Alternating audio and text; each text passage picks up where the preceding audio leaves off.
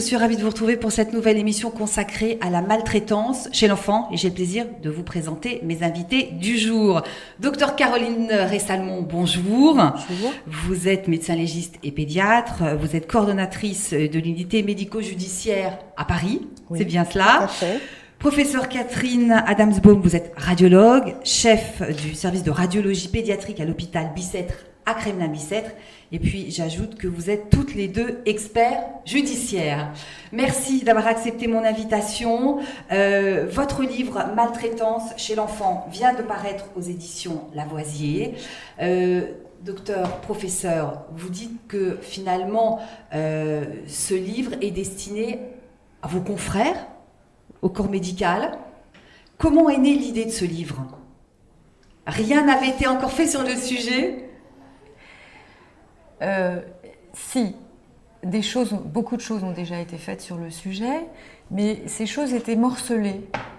C'est-à-dire que nous, radiologues, nous trouvions des chapitres nous concernant, mais il n'y avait pas d'intégration avec les signes cliniques, les signes ophtalmologiques, par exemple dans le syndrome du bébé secoué.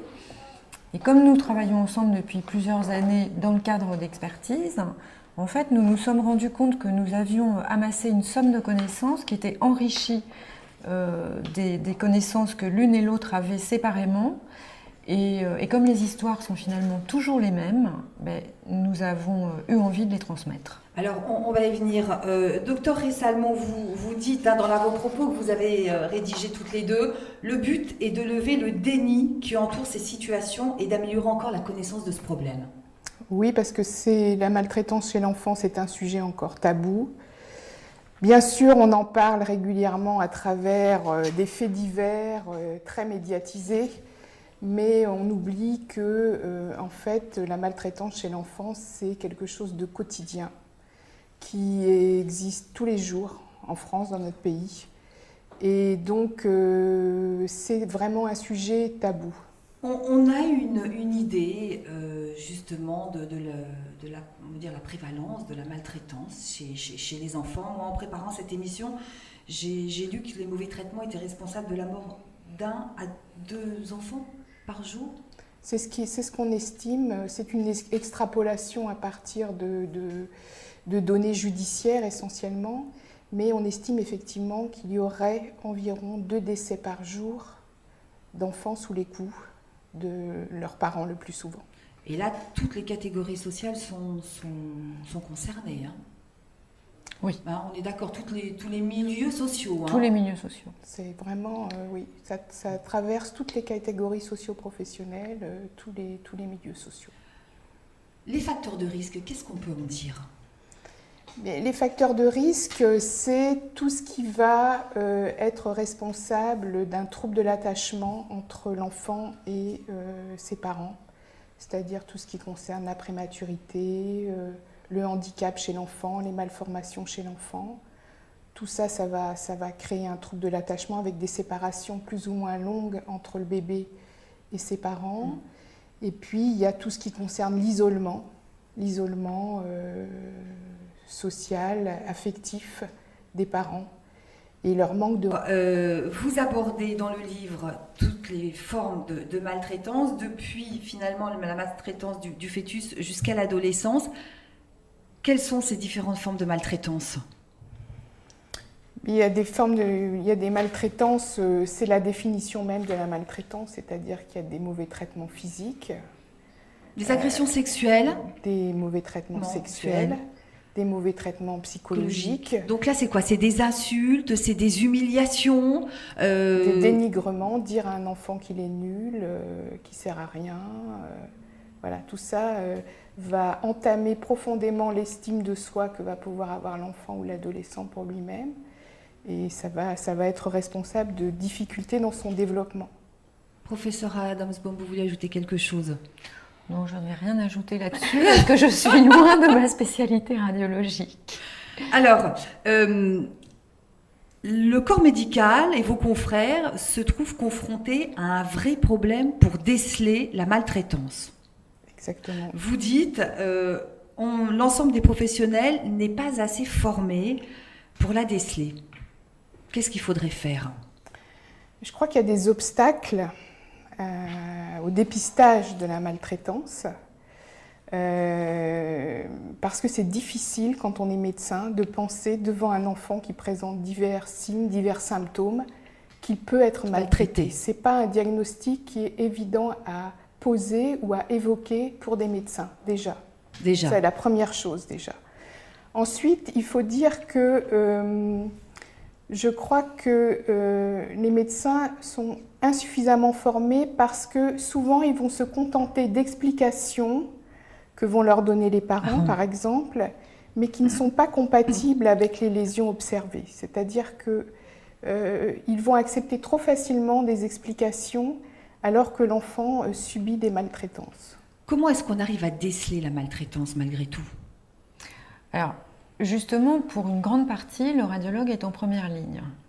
Parce que, par exemple, chez le bébé, c'est le syndrome du bébé secoué, qui apparaît de façon tellement diverse et tellement non spécifique que c'est vraiment la radio, l'imagerie cérébrale, plus précisément le scanner, qui va montrer l'aspect caractéristique des lésions qui sont constituées par l'hématome sous-dural.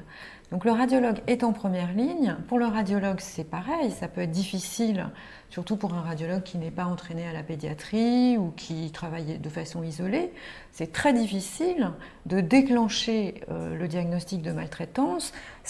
Il sait très bien que s'il le déclenche, ça peut être derrière une enquête judiciaire, etc.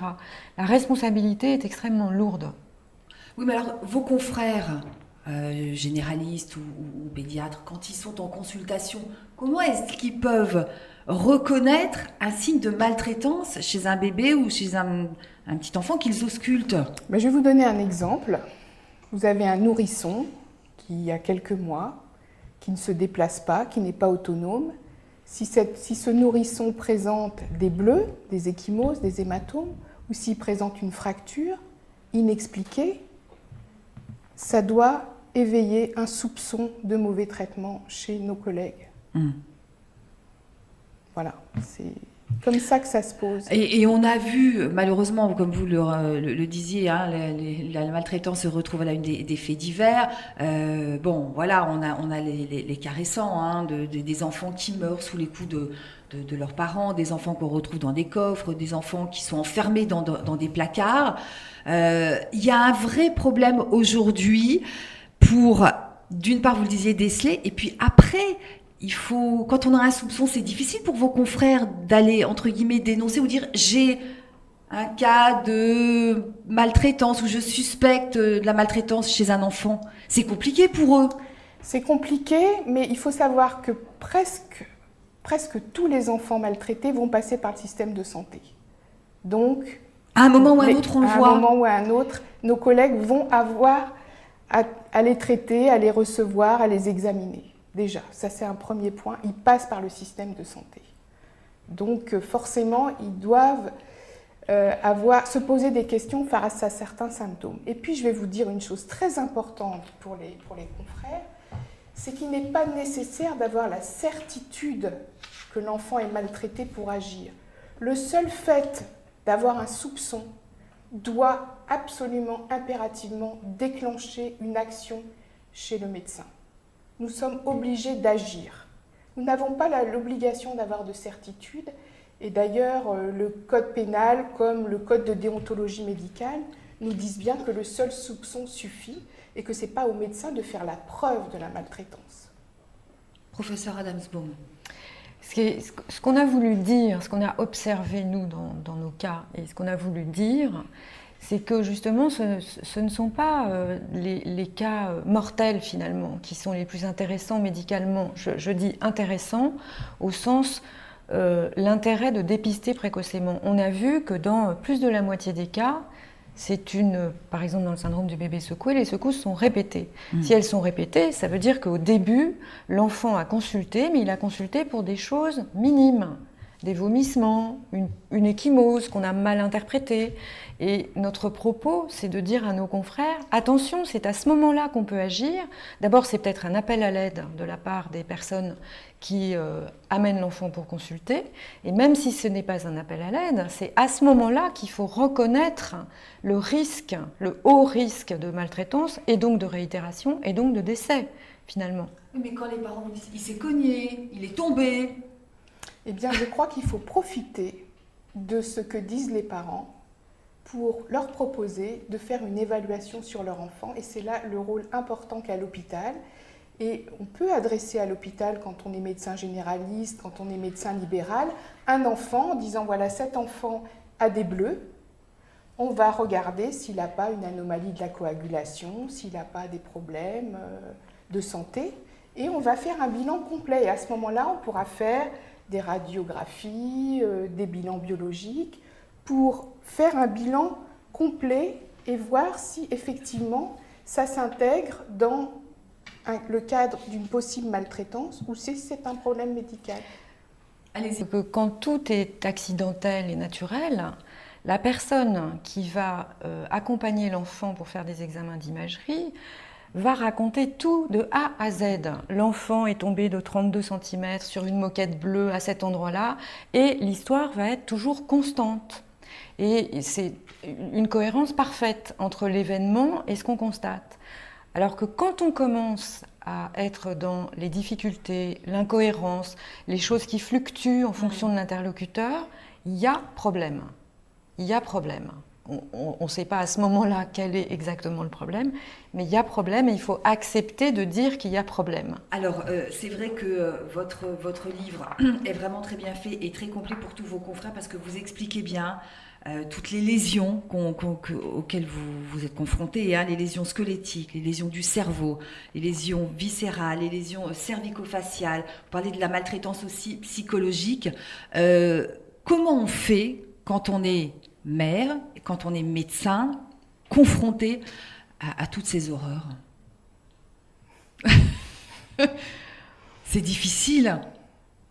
C'est pas très difficile. C'est pas très difficile parce que quand j'exerce personnellement mon métier, je suis totalement détachée de ma vie personnelle. C'est autre chose et bien sûr on reste humain, mais on essaye d'analyser froidement ce qu'on voit. Et donc il n'y a pas d'amalgame, il n'y a pas de collusion entre le statut de mère et le statut de faire un diagnostic d'enfant maltraité. D'autant que la maltraitance est fréquente. Je veux dire, un enfant secoué qui a été violemment secoué parce que quelqu'un a été terriblement énervé, ce n'est pas normal, c'est affreux, mais ça peut quand même, on peut le comprendre. Est-ce que les enfants parlent? Est-ce que les enfants, à un moment ou à un autre, racontent? Les enfants parlent, mais ils ne sont pas toujours entendus. Ou on interprète ce qu'ils disent aussi, ce qui est pas toujours une chose à faire, parce qu'à ce moment-là, on part dans le mauvais sens, je dirais. Alors évidemment, les tout-petits ne parlent pas. Bien sûr. Les tout-petits ne parlent pas, mais les enfants, rapidement, peuvent dire des choses sans forcément dénoncer une personne particulière, mais ils peuvent donner des indications comme quoi ça se passe mal, qu'il y a des choses qui sont pas normales, qui se déroulent, voilà. Et donc, je crois qu'il faut avoir une attitude d'écoute par rapport aux enfants. Moi, personnellement, en pédiatrie, depuis très très longtemps, je reçois les enfants seuls très tôt, à partir de 6-7 ans. Quand ils viennent en consultation avec leurs parents, je les reçois seuls. Ils arrivent à se reconstruire. On se reconstruit quand on a été maltraité. Ça doit être. Ma question peut peut-être vous paraître un peu naïve ou un peu bête. Est-ce qu'on se reconstruit et comment? Eh bien, moi, je suis assez optimiste. Je regarde par exemple Boris Cyrulnik, à qui il est arrivé des choses de la résilience, oui, voilà, pendant la Seconde Guerre mondiale, absolument. Que la résilience. Je crois que ces enfants ont besoin de soutien, ils ont besoin d'accompagnement, ils ont besoin qu'on leur explique ce qui leur est arrivé, à leur rythme à eux, avec des mots simples. et qu'on les accompagne et qu'on fait en sorte que ça ne soit pas éternellement des victimes, mais qu'ils se réintègrent dans un parcours d'enfant. Je crois que c'est ça la clé. Donc on voit qu'il y a encore beaucoup de choses à faire pour que la parole puisse se libérer et qu'on n'hésite pas à parler de cas de suspicion, aussi bien chez les médecins par exemple que chez les voisins Mais écoutez, par rapport aux médecins, je pense que si un médecin a un soupçon de maltraitance parce que les lésions que présente l'enfant, le comportement de l'enfant, il n'arrive pas à bien l'expliquer, il ne faut pas qu'il hésite. On a un système aujourd'hui qui s'appelle la cellule de recueil des informations préoccupantes, qui a été créée par une loi de 2007, de mars 2007, et qui fait que le médecin peut signaler à une cellule départementale. Il en existe dans chaque département et il peut avoir un contact direct avec cette cellule pour expliquer ses craintes. La cellule, si c'est très grave, après, elle enverra ça au procureur de la République. Si elle pense qu'il y a une évaluation à faire et un travail qui est possible avec la famille, elle le fera. Mais voilà, il y a dans notre pays une protection de l'enfance assez efficace. Il faut savoir l'utiliser. Professeur. J'ajouterais pour les confrères qu'il peut arriver qu'un radiologue ait une suspicion et qu'il ne soit pas entendu par le collègue généraliste ou ça arrive. Et il est très important de rappeler que tout médecin peut signaler à la CRIP, à la cellule de recueil des informations préoccupantes, et peut même faire un signalement au procureur. En général, tout se passe bien. Et il y a des discussions et on finit par aboutir à un diagnostic consensuel ou une suspicion diagnostique consensuelle. Mais en cas de dissension, tout le monde peut le faire, y compris le radiologue tout seul. Alors, moi, je voudrais juste ajouter une chose, parce que les médecins hésitent souvent à signaler parce qu'ils ont peur qu'on leur reproche de s'immiscer dans les affaires de famille. Le code pénal est très clair là-dessus. Le code pénal dit que si le signalement est fait conformément à la loi, c'est-à-dire dans le respect des familles, sans accuser qui que ce soit, on dénonce des faits, on ne dénonce pas des personnes, à ce moment-là, le médecin ne peut pas être poursuivi. Et c'est depuis janvier 2004 que ça a été inscrit dans le code pénal. Donc franchement, les collègues doivent se sentir parfaitement rassurés sur cette question du signalement. Alors, je voudrais qu'on cite ce que Yves Bott, le premier avocat général à la Cour de justice de l'Union européenne, a écrit en préface. Cet ouvrage était indispensable par ce qu'il apporte et par la perspective sur laquelle il ouvre. Il contient en effet à la fois des connaissances et un exemple. Il est, sous ces deux aspects, profondément utile. Il constitue d'abord le type même du livre que tout étudiant en médecine devrait avoir lu avant de commencer son exercice professionnel. Je crois que tout est dit, non ? Il y a peut-être des choses à améliorer aussi pendant les études. Nous avons trouvé que c'était une très belle préface. Non, c'est vrai, c'est vrai. Est-ce qu'effectivement, il faudrait intégrer dans le cursus des études de médecine Il faudrait donner une plus grande place à cette question des mauvais traitements, parce que pour le moment, elle est insuffisamment prise en compte. Les étudiants en médecine ont beaucoup de choses à apprendre. Mais vous en témoignez toutes les deux. C'est une question extrêmement importante. Et je pense que l'avantage de ce livre, c'est que ça réunit justement des champs différents de l'exercice médical.